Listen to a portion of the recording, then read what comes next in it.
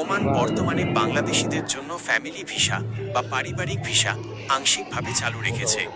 2023 সালের শেষে সব ধরনের ভিসা বন্ধ থাকলেও 2024 সালের মাঝামাঝি থেকে ওমান সরকার বিশেষ 12টি ক্যাটাগরিতে নিষেধাজ্ঞা শিথিল করেছে, যার মধ্যে ফ্যামিলি ভিসা অন্যতম।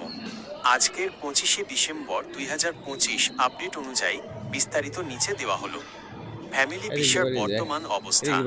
বর্তমানে ওমানে বসবাসরত বাংলাদেশি প্রবাসীরা তাদের স্ত্রী ও সন্তানদের জন্য ভিসার আবেদন করতে পারছেন, তবে এটি মূলত দক্ষ পেশাদার, স্কিলড প্রফেশনালস এবং নির্দিষ্ট বেতনভুক্ত ব্যক্তিদের জন্য উন্মুক্ত। 2. কারা আবেদন করতে পারবেন? ওমান সরকারের ঘোষণা অনুযায়ী 12টি ক্যাটাগরির লোক এই সুবিধা পাবেন।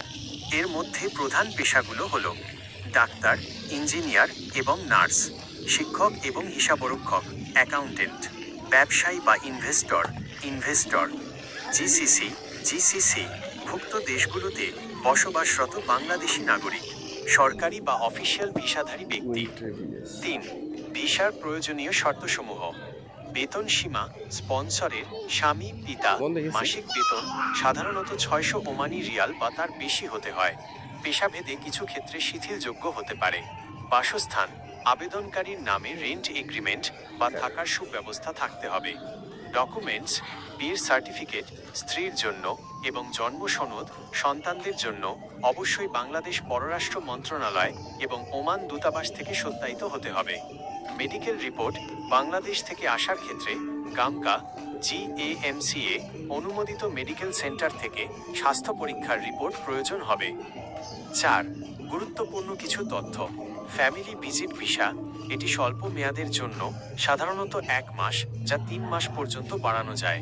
Family joining visa.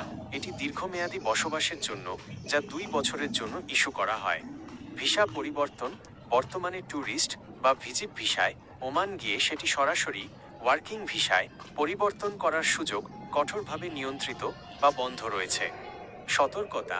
ওমান সরকার প্রতিনিয়ত তাদের ভিসা পলিসি আপডেট করে, তাই যে কোনো চূড়ান্ত পদক্ষেপ নেওয়ার আগে আপনার স্পন্সর বা মাস্কাটে অবস্থিত বাংলাদেশ দূতাবাসের সাথে যোগাযোগ করা সবচেয়ে নিরাপদ। আপনি কি আপনার পরিবারের জন্য ভিসার আবেদন করার প্রক্রিয়া বা প্রয়োজনীয় কাগজের সঠিক তালিকা সম্পর্কে আরও বিস্তারিত জানতে চান?